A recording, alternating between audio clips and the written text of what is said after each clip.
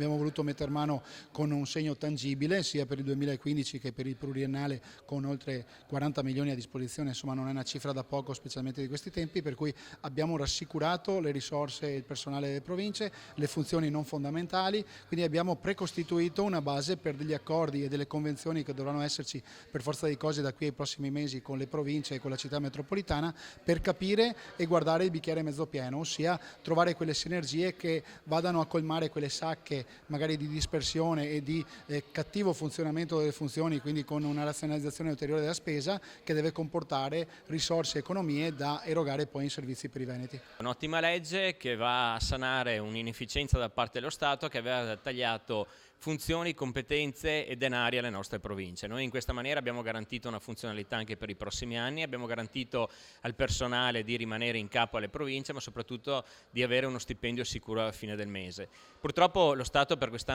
l'anno prossimo ha previsto 134 milioni di tagli all'ente provincia per le funzioni fondamentali, quindi sicuramente l'impegno che si è preso la Regione Veneto è un impegno importante, ma che va nella direzione di tutelare i nostri territori e soprattutto i servizi dei nostri cittadini. Non siamo soddisfatti perché è una legge senza coraggio che mantiene tutto come sta, certo salva le professionalità, salva il personale, ma non guarda avanti, non raccoglie la sfida di semplificare tutta questa giungla di enti che ci sono, dove i sindaci si ritrovano al mattino per parlare di sanità, al pomeriggio per parlare di rifiuti e alla sera per parlare di trasporti. Noi avevamo chiesto che tutto fosse ricondotto a questa nuova provincia dove siedono i sindaci.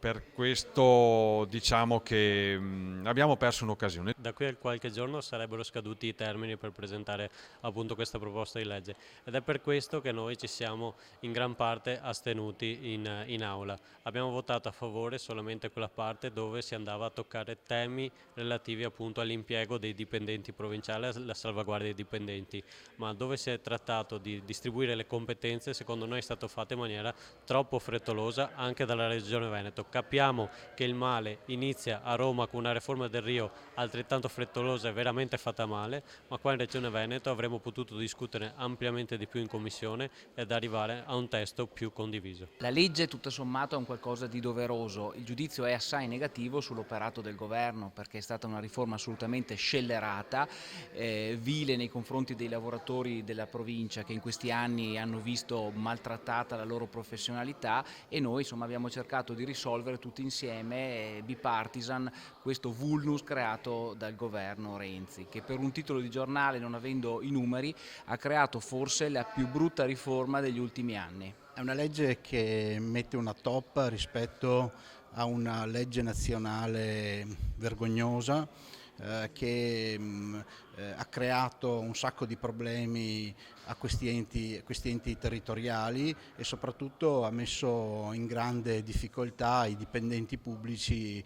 delle province italiane. Rispetto a questa, dimostrando una grande responsabilità istituzionale, la Regione del Veneto ha deciso di